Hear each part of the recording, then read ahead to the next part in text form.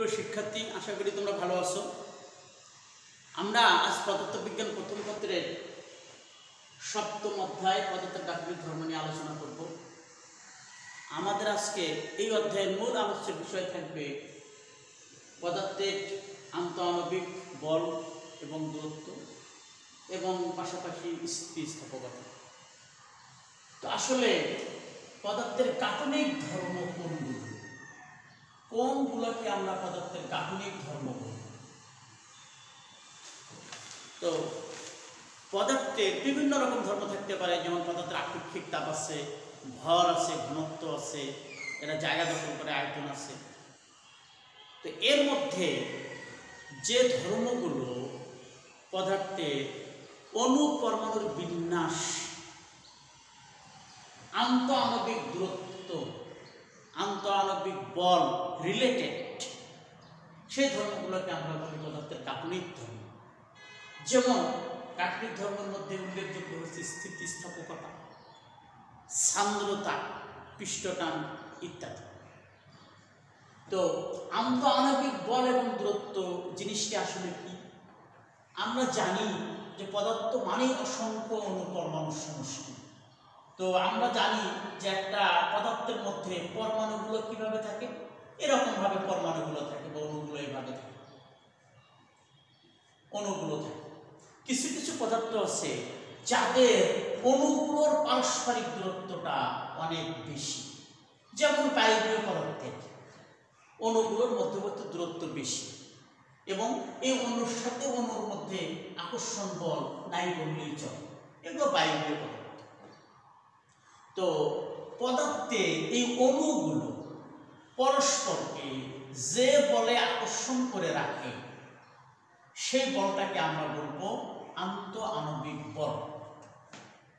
আন্তঃআণবিক বল কঠিন পদার্থের ক্ষেত্রে এই আন্তঃআণবিক বলটি অত্যন্ত স্ট্রং, তরল পদার্থের ক্ষেত্রে আন্তঃআণবিক বলটা মাঝারি পাল্লার, এবং গ্যাসীয় পদার্থের ক্ষেত্রে বা বায়বীয় পদার্থের ক্ষেত্রে এই আন্তঃআণবিক বলটা একেবারে নগণ্য মাত্রার। বায়বীয় পদার্থের ক্ষেত্রে এই আন্তঃআণবিক বল খুব কম বা নগণ্য মাত্রার হওয়ার কারণেই কিন্তু বায়বীয় পদার্থের অণুগুলো এলোমেলোভাবে, বিচ্ছিন্নভাবে ঘুরে বেড়ায় এবং পরস্পরের সাথে সংঘর্ষ করে। তো বায়বীয় পদার্থের অণুগুলো মুক্তভাবে ঘুরে বেড়াতে পারে কেন? যে বায়বীয় পদার্থের অণুগুলোর মধ্যে পারস্পরিক আন্তঃআণবিক বল খুব কম বা নগণ্য, এ কারণেই এরা মুক্তভাবে ঘুরে বেড়ায়। তো যাই হোক, এই যে অণুর মধ্যে আকর্ষণ বলটাকে বলা হচ্ছে আন্তঃআণবিক বল, আর একটা অণু থেকে আর একটা অণুর দূরত্বকে বলা হচ্ছে আন্তঃআণবিক দূরত্ব। এটাকে আমরা বলবো আন্তঃআণবিক দূরত্ব। সুস্থিত বস্তু, যেমন আমার হাতে কলমটা আছে, এটা একটা সুস্থিত বস্তু। এই যে ডাস্টার আছে, এটা সুস্থিত বস্তু। এরকম সুস্থিত বস্তু, সুস্থিত বস্তু মানে যে বস্তুটার আকার আকৃতির পরিবর্তন হচ্ছে না বা বস্তুটা এক জায়গা থেকে আরেক জায়গায় যাচ্ছে না, এরকম সুস্থিত বস্তু অণুগুলোর মধ্যবর্তী দূরত্বকে আমরা ভারসাম্য দূরত্ব R0 দিয়ে প্রকাশ করে থাকি।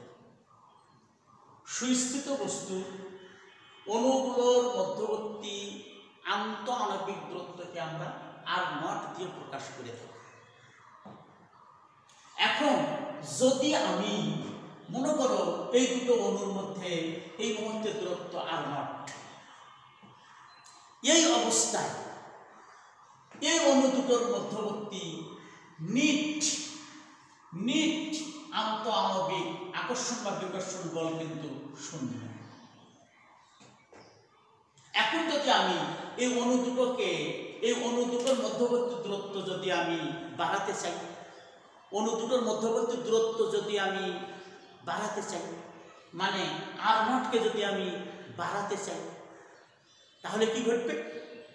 এই অণু দুটো পরস্পরকে আকর্ষণ করবে, অর্থাৎ আন্তঃআণবিক বলটা তখন হবে আকর্ষণ বল।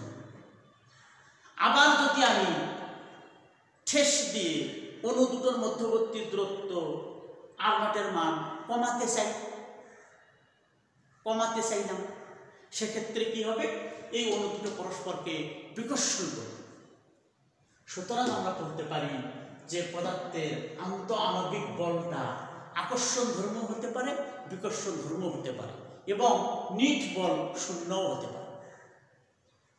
তাহলে আমি 3টে প্রশ্ন করলাম, 3টে প্রশ্ন উত্তর আমি আবার দিতে চাচ্ছি।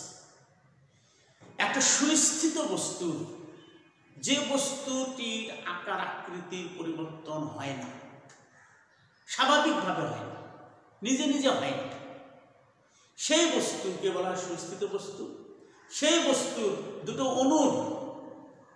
অণুর মধ্যবর্তী দূরত্বকে বলা হয় ভারসাম্য দূরত্ব, প্রকাশ করা হয় R0 দিয়ে।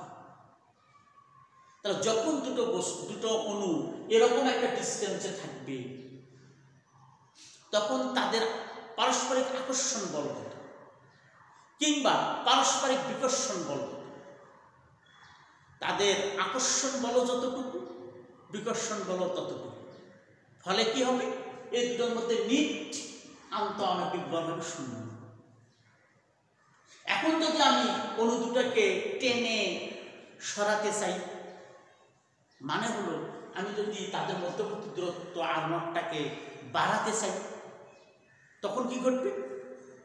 তখন অণু দুটো পরস্পরকে আকর্ষণ করবে এবং আন্ত আণবিক বলটা হবে আকর্ষণ ধর্মী। এমনকি আমি যদি টেনে লম্বা করে ছেড়ে দিই, এই আন্ত আণবিক আকর্ষণ বলের কারণে তারা আবার পূর্বের স্থানে ফিরে যাবে। একইভাবে যদি আমি চাপ দিয়ে তাদের মধ্যবর্তী দূরত্ব কমাতে চাই, মধ্যবর্তী দূরত্ব যদি কমাতে চাই, মানে হলো আমি যদি R0 মান কমাতে চাই, তখন অণুগুলো পরস্পরকে বিকর্ষণ করবে। আমি তাদেরকে চাপ দিয়ে এরকম ধরে রাখলাম, মানে দূরত্ব কমিয়ে রাখলাম। যদি আমি চাপ সরাইয়ে ফেলি, তাহলে ওই আন্ত আণবিক বিকর্ষণ বলের কারণে এরা আবার পূর্বের স্থানে ফিরে যাবে। তাহলে আমি এখন শর্ট নোট লিখতে চাচ্ছি যে যখন দুটো অণুর মধ্যবর্তী দূরত্ব R = R0, তখন নিট আন্ত আণবিক আকর্ষণ বল হবে 0, নিট আন্ত আণবিক বল হবে 0। এই 0 হওয়ার অর্থ হলো আকর্ষণ ধর্মী বল যতটুকু, বিকর্ষণ বল ততটুকু। এরপর যদি আমি অণু দুটোকে টেনে লম্বা করতে চাই, বা আমি যদি তাদের মধ্যবর্তী দূরত্ব এর মান বাড়াতে চাই, তাহলে আন্ত আণবিক এই বলটা হবে আকর্ষণ ধর্মী, অর্থাৎ অণুগুলো পরস্পরকে তখন আকর্ষণ করবে। আবার যদি আমি 3 নম্বর, যদি আমি চাপ দিয়ে অণুগুলোর মধ্যবর্তী দূরত্ব হ্রাস করতে চাই, তাহলে আমাদের আন্ত আণবিক বলটা হবে বিকর্ষণ ধর্মী। আমরা এই বিষয়টাকে একটা লেখচিত্রের মাধ্যমে উপস্থাপন করতে পারি। আমাদের লেখচিত্রটা কেমন হতে পারে? আমরা y অক্ষ বরাবর আন্ত আণবিক বলকে প্রকাশ করব, আর x অক্ষ বরাবর আমরা আন্ত আণবিক দূরত্বকে প্রকাশ করব। তাহলে x অক্ষ বরাবর হচ্ছে আমাদের আন্ত আণবিক দূরত্ব, আর y অক্ষ বরাবর হচ্ছে আমাদের আন্ত আণবিক বল। তো আসলে জিনিসটা কেমন? আমাদের ঠিক এইরকম হয়, এইরকম হয়ে যায়। ঠিক এই জায়গায় আমাদের হচ্ছে এই ডিসটেন্সটাই হচ্ছে আমাদের R0। তাহলে একটু খেয়াল করে দেখতে হবে যে যখন ডিসটেন্সটা R0, তখন কিন্তু আন্ত আণবিক বল নাই, 0। এখানে উল্লেখযোগ্য যে এই দিকে হচ্ছে বিকর্ষণ, আন্ত আণবিক বল, এটা হচ্ছে বিকর্ষণ ধর্মী, আর এটি হচ্ছে আন্ত আণবিক বল, এটা হচ্ছে আকর্ষণ ধর্মী। অর্থাৎ খেয়াল এই যে কোনো একটা জায়গার ডিস্টেন্সটা কিন্তু আর নটের চেয়ে ছোট। তাহলে ডিস্টেন্স যদি আর নটের চেয়ে ছোট হয় তাহলে কিন্তু অণুগুলো পরস্পরকে বিকর্ষণ করে। আর এদিকে যে কোনো স্থানে এই ডিস্টেন্সটা কিন্তু আর নটের চেয়ে বেশি। তাহলে আর নটের চেয়ে যদি বেশি হয় তখন কিন্তু অণুগুলো পরস্পরকে আকর্ষণ করে। আমাদের এই সিম্পল লেগটা কিন্তু বেশ দরকার। তাহলে এই লেগটাকে আমরা নিজেরা আঁকবো এবং লেগটা আমরা নিজে নিজে ব্যাখ্যা করার চেষ্টা করব। আমরা জানি যে এক্স অক্ষের উপরস্থ কোনো স্থানে ওয়াই এর মান কিন্তু 0। তাহলে ওয়াই অক্ষ বরাবর যেহেতু বল আছে তাহলে ঠিক এই বিন্দুতে কিন্তু নিট বল 0। আর এদিকে একটু খেয়াল করে দেখো এই লেগটা কিন্তু কোন দিকে, এই লেগটা কিন্তু আর কমার দিকে। যে স্থানে দেখো এইরকম যে কোনো স্থানে আর এর মান যে কোনো স্থানে আর এর মান কিন্তু আর চেয়ে কম, অর্থাৎ অণুগুলোর মধ্যবর্তী দূরত্ব এই আর যদি আর নটের চেয়ে ছোট হয় তাহলে এই অণুগুলো পরস্পরকে বিকর্ষণ করে। আর আর এর মান যদি আর নটের চেয়ে বেশি হয় তাহলে অণুগুলো কিন্তু পরস্পরকে আকর্ষণ করে।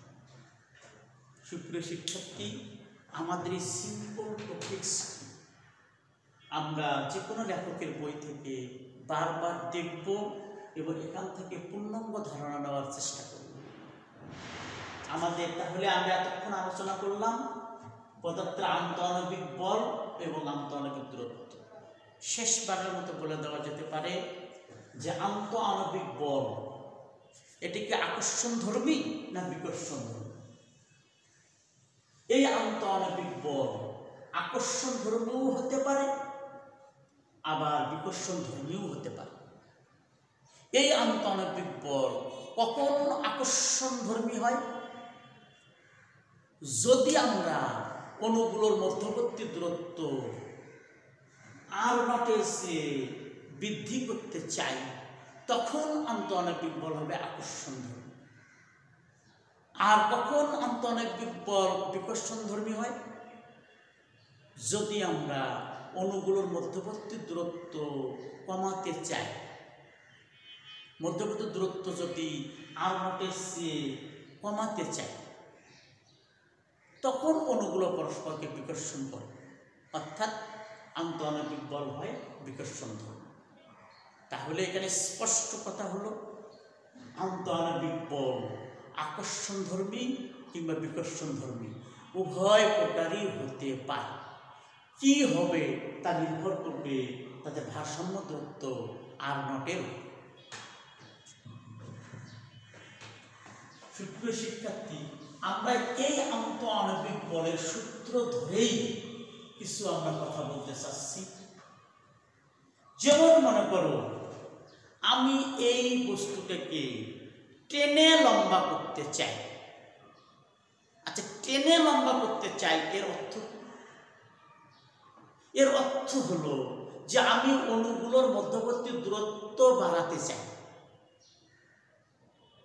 তাহলে কি আমি চাইলেই পারবো? পারবো না। যখনই আমি অণুগুলোর মধ্যবর্তী দূরত্ব বাড়াতে চাইব অণুগুলো কিন্তু পরস্পরকে আকর্ষণ করে সেটা ঠেকিয়ে দেবে বা ঠেকিয়ে দেওয়ার চেষ্টা করবে, কিংবা আমি লম্বা করে যদি ছেড়ে দেই তাহলে ওই আন্তঃআণবিক আকর্ষণ বলের কারণে বস্তুটি কিন্তু আবার পূর্বের আকারে ফিরিয়ে যাবে।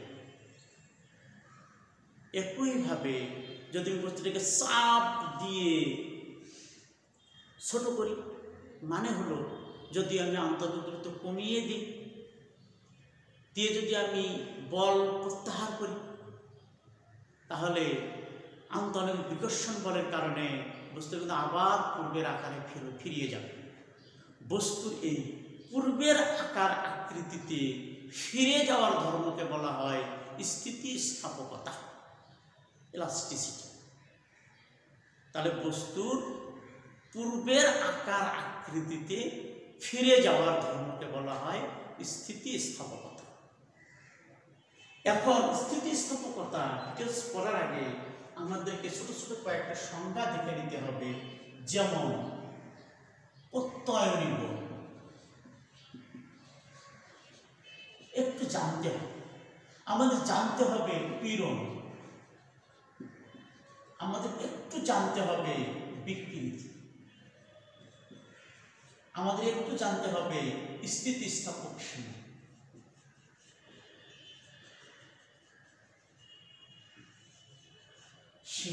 আমাদের একটু জানতে হবে স্থিতিস্থাপক ধর্ম। আমরা ছোট ছোট কয়েকটা সংজ্ঞা দিয়ে আমরা গাণিতিক বিশ্লেষণে চলে যাব। তো আসলে প্রত্যয়নী বল হচ্ছে এটা আসলে ওই আন্তঃআণবিক আকর্ষণ কিংবা বিকর্ষণ বলেরই একটা রূপ, বা ওই আন্তঃআণবিক আকর্ষণ বিকর্ষণ বলকেই আমরা ক্ষেত্র বিশেষে প্রত্যয়নী বল। যেমন আমি যদি এই বস্তুটাকে বিকৃত করতে চাই, বিকৃত করা মানে শুধু বাঁকানো না, বিকৃত করা মানে এর আকার আকৃতির পরিবর্তন করা। সেটা লম্বা করা হতে পারে, খাটো করা হতে পারে, বাঁকানো হতে পারে, দোমড়ানো হতে পারে, মসরানো হতে পারে। তাহলে আমি যদি বিকৃত করতে চাইলেই কিন্তু আমি পারব। এই বস্তুর ভেতর থেকে প্রোটেকশন আসে, বাধা দানকারী বলের উদ্ভব হবে। আমি যদি কোনো বস্তুকে বিকৃত করতে চাই তাহলে কি হবে? এই বস্তুর ভেতর থেকে বাধা দানকারী বলের উদ্ভব হবে। এই বাধা দানকারী বলটা কি বলা হচ্ছে? প্রত্যয়নী বল। এই প্রত্যয়নী বলটা কিন্তু আসলে আন্তঃআণবিক বলই পড়ে। কারণ একটু আমরা শিখেছি, যদি লম্বা করতে চাই তাহলে অণুগুলো পরস্পরকে আকর্ষণ করবে, আমাকে ঠেকিয়ে দেবে। ছোট করতে চাই, অণুগুলো পরস্পরকে বিকর্ষণ করে ঠেকিয়ে দেবে। তাহলে আমরা সবসময় আন্তঃআণবিক বল না বলে আমরা কিছু কিছু ক্ষেত্রে এভাবে প্রত্যয়নী বল কথাটা উল্লেখ করব। জিনিস একই। তাহলে কোনো বস্তুকে যদি আমি বিকৃত করতে চাই তাহলে ওই বস্তুর ভেতর থেকে বাধা দানকারী বলের উদ্ভব হয়, কিংবা আমি বিকৃত করলেও যে বলটার কারণে ওটা আবার পূর্বের দিকে ফিরে আসতে চাই, সেটাই আসলে প্রত্যয়নী বল। তাহলে এই পূর্বের আকার আকৃতিতে ফিরে আসা এই ধর্মটাকে বলা হচ্ছে স্থিতিস্থাপক ধর্ম। পূর্বের আকার আকৃতিতে ফিরে আসা ধর্মকে বলা হচ্ছে স্থিতিস্থাপক ধর্ম। এটা আসলে সাধারণ ধর্ম। সাধারণ ধর্ম কেন? যে সকল পদার্থেরই, সকল বস্তুরই কম বেশি এই ধর্মটা আছে। এখন পীড়ন কাকে বলে? পীড়ন খুব ইম্পর্টেন্ট একটা রাশি। পীড়ন যখন কোনো একটা বস্তুকে আমরা বিকৃত করতে চাই, আমরা একটু আগে বলেছি যে বস্তুর ভিতর থেকে বাধা দানকারী বলের উদ্ভব হবে। বস্তুর ভিতর থেকে বাধা দানকারী বলের উদ্ভব হবে। তাহলে পীড়ন কি? পীড়ন হচ্ছে যে একক ক্ষেত্রফল থেকে উদ্ভূত বাধা দানকারী বলই হচ্ছে পীড়ন। তাহলে যখন আমরা কোনো একটা বস্তুকে বিকৃত করতে চাইব তখন ওই বস্তুর ভেতর থেকে যে বাধা দানকারী বলের উদ্ভব হবে, একক ক্ষেত্রফল হতে উদ্ভূত এই বাধা দানকারী বলকে বলা হবে পীড়ন। আমাকে মনে করে কেউ ঠেলতে চাচ্ছে, ঠেলতে চাইলেই হলো, আমিও কিন্তু কিছু প্রোটেকশন দেব। আমাকে ঠেলতে চাচ্ছে, আমিও প্রোটেকশন দেব। তো আমার শরীরে একক ক্ষেত্রফল হতে উদ্ভূত বাধা দানকারী বলকে বলা হবে পীড়ন। কোনো বস্তুর ভেতর থেকে বা ভেতর থেকে একক ক্ষেত্রফল হতে উদ্ভূত বাধা দানকারী বলটা কি বলা হবে? পীড়ন। একক ক্ষেত্রফল হতে উদ্ভূত বাধা দানকারী বল। তাহলে পীড়নের আমরা গাণিতিক ফর্মুলা লিখতে পাই, পীড়ন সমান F/A। কারণ আমরা একটু আগে বলেছি যে একক ক্ষেত্রফল হতো, এই জন্য ক্ষেত্রফল দিয়ে ভাগ। আমরা অনেক সময় যখন জিজ্ঞাসা করা হয় যে পীড়ন কাকে বলে, তোমরা অনেকেই হয়তো উত্তর দাও যে বল ভাগ ক্ষেত্রফলকে বলা হয় পীড়ন। উত্তরটা কিন্তু যথার্থ হচ্ছে না। বল ভাগ ক্ষেত্রফল ঠিক আছে, কিন্তু এটা কোন বল আর কোন ক্ষেত্রফল সেটা উল্লেখ না করলে হয় না। সাধারণভাবে আমরা কিন্তু বলি চাপ সমান সমান ওই বল ভাগ ক্ষেত্রফল।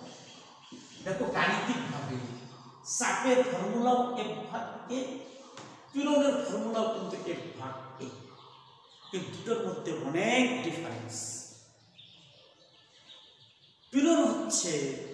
পীড়ন শব্দ তখনই আসবে যখন তুমি একটা বস্তুকে বিকৃত করতে চাইছো, তখন কি হবে, ওই বস্তুর ভেতর থেকে প্রত্যয়নী বল বা বাধাদানকারী বল উদ্ভব হবে। তো একক ক্ষেত্রফল হতে উদ্ভূত বাধাদানকারী বল হচ্ছে পীড়ন, আর চাপ হচ্ছে একক ক্ষেত্রফলের ওপর প্রযুক্ত বল। এই যে আমি দাঁড়িয়ে আছি, মেঝেতে দাঁড়িয়ে আছি, মেঝের একক ক্ষেত্রফলে আমি যে পরিমাণ বল প্রয়োগ করলাম সেটাই হচ্ছে চাপ। তো চাপ মানে হচ্ছে একক ক্ষেত্রফলের উপর প্রযুক্ত বল। আর পীড়ন হচ্ছে যে বিকৃত করার সময় একক ক্ষেত্রফল হতে উদ্ভূত বাধাদানকারী বল বা প্রত্যয়নী বল বা আন্তঃনৈতিক বল। এই চাপ এবং পীড়নের একক এবং মাত্রা কিন্তু একই। একক এবং মাত্রা একই, নিউটন বা মিটার স্কয়ার। তাহলে আমাদের প্রত্যয়নী বল পীড়ন গেল, আমরা এই দুটো ভুল করবো না আর কখনো। চাপের সাথে পীড়নের পার্থক্য আর ভুল করবো না। এরপর আমাদের বিকৃতি আমরা সংজ্ঞাটা দিয়েছি যে একটা বস্তুকে স্বাভাবিক অবস্থা থেকে যদি আমরা সেটা আকার আকৃতি পরিবর্তন করতে চাই, তা সেটাকেই বলা হবে বিকৃতি। এখন গাণিতিকভাবে বিকৃতিটাকে কিন্তু আমরা ভিন্নভাবে উপস্থাপন করি গাণিতিকভাবে। এই বিকৃতি 3 প্রকার। দৈর্ঘ্য বিকৃতি আছে, এর মধ্যে 1 প্রকার। সেই দৈর্ঘ্য বিকৃতিকে আমরা কিন্তু গাণিতিকভাবে একটু ভিন্নভাবে বলে প্রকাশ করি। সেটা হলো আদি দৈর্ঘ্য ভাগ দৈর্ঘ্যের পরিবর্তন। অর্থাৎ কোনো একটা দণ্ডের বা বস্তুর আদি দৈর্ঘ্য ছিল L, আদি দৈর্ঘ্য L। আমরা এটাকে বল প্রয়োগ করে স্মল l পরিমাণ লম্বা করতে চাই বা লম্বা করলাম, এটাকে স্মল l। তাহলে গাণিতিকভাবে বিকৃতি হবে স্মল l ভাগ ক্যাপিটাল L। একইভাবে দৈর্ঘ্য বিকৃতি গেল, আয়তন বিকৃতি হবে v ভাগ v। অর্থাৎ আদি আয়তন আর আয়তনের পরিবর্তন। যেহেতু বিকৃতি একই রকম দুটো রাশির অনুপাত, এই জন্য এর কোনো একক নাই। তাহলে বিকৃতির কোনো একক নাই। আমাদের আরেকটা রাশি ছিল স্থিতিস্থাপক সীমা। স্থিতিস্থাপক সীমা কাকে বলে? আমি এই বস্তুটাকে লম্বা করতেছি, ছেড়ে দিচ্ছি, বস্তুটা পূর্বের আকারে ফিরে আসছে। আরো লম্বা করলাম, বস্তুটা পূর্বের আকারে ফিরে এলো। আরো লম্বা করলাম, এবার কিন্তু বস্তুটা পূর্বের আকারে ফিরে এলো না। তাহলে স্থিতিস্থাপক সীমা হচ্ছে যে প্রযুক্ত বলের যে মান পর্যন্ত বস্তুর স্থিতিস্থাপক ধর্ম বহাল থাকে বা ঠিক থাকে, বলের এই সীমাকে বলা হচ্ছে স্থিতিস্থাপক সীমা। প্রযুক্ত বলের যে মান পর্যন্ত বস্তুর স্থিতিস্থাপক ধর্ম ঠিক থাকে বা বহাল থাকে, সেটাকে বলা হচ্ছে স্থিতিস্থাপক সীমা। স্থিতিস্থাপক সীমার বাইরে যদি আমরা কোনো বল প্রয়োগ করি, তাহলে বস্তুটা বিকৃত হবে, কিন্তু পূর্বের আকার আকৃতিটা ফিরে আসবে না।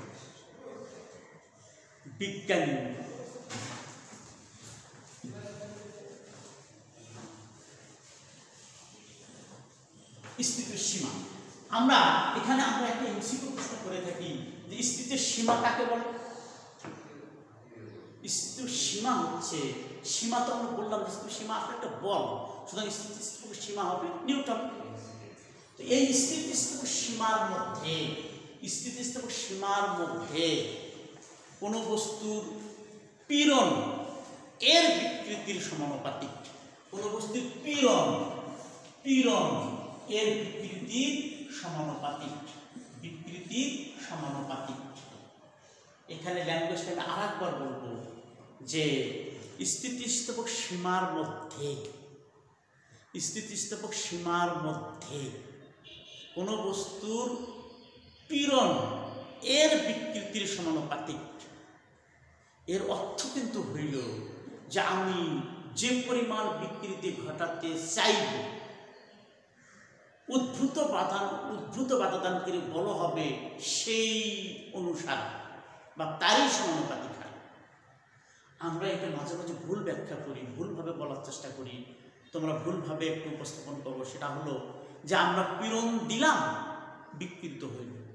বিষয়টা কিন্তু তা, বিষয়টা হলো যে আমরা কতটুকু বিকৃত করতে চাই। আমরা যদি সামান্য পরিমাণ বিকৃত করতে চাই তাহলে সামান্য পরিমাণ বাধাদানকারী বলের উদ্ভব হবে। আমি যদি বেশি পরিমাণ বিকৃত করতে চাই তাহলে বেশি পরিমাণ উদ্ভূত বাধাদানকারী বলের সৃষ্টি হবে। অর্থাৎ পীড়ন বিকৃতির সমানুপাতিক স্থিতিস্থাপক সীমার মধ্যে। তাহলে আমরা যদি এটাকে সরলীকরণ করি তাহলে আমাদের ধ্রুবক চলে আসবে, সমান সমান ধ্রুবক গুণন বিকৃতি। আমরা যদি আরো একটু সরলীকরণ করি তাহলে দাঁড়াবে পীড়ন ভাগ বিকৃতি সমান সমান ধ্রুবক। এই ধ্রুবকটাকে আমরা বলি স্থিতিস্থাপক ধ্রুবক আমরা এটাকে বলি। এখন যেহেতু আমাদের পীড়ন বিকৃতি এগুলো 3 প্রকারের করে, সুতরাং আমরা এখানেও 3 ধরনের ধ্রুবক পাব।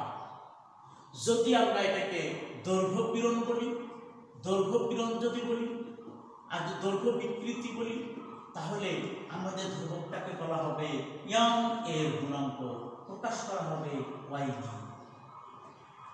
আর যদি এটাকে আমরা আয়তন পীড়ন ভাগ আয়তন বিকৃতি বলি তাহলে আমরা এখানে পাবো আয়তন গুণাঙ্ক। আচ্ছা, এখন যেটাই হোক না কেন আমাদের এই ধ্রুবকের একক কি হতে পারে? পীড়নের একক হচ্ছে আমাদের নিউটন পার মিটার স্কয়ার, আর বিকৃতির আমাদের কোনো একক নাই বিধায় এই স্থিতিস্থাপক ধ্রুবকের একক হবে নিউটন পার মিটার স্কয়ার। সুপ্রিয় শিক্ষার্থী, আমরা আজকে আলোচনাটা এখানেই সমাপ্ত করব এবং পরবর্তী ক্লাসে আমরা জাস্ট ঠিক এখান থেকে আবার আলোচনা শুরু করব। সে পর্যন্ত তোমরা সুস্থ থাকো এবং ভালো থাকো। সবাইকে ধন্যবাদ।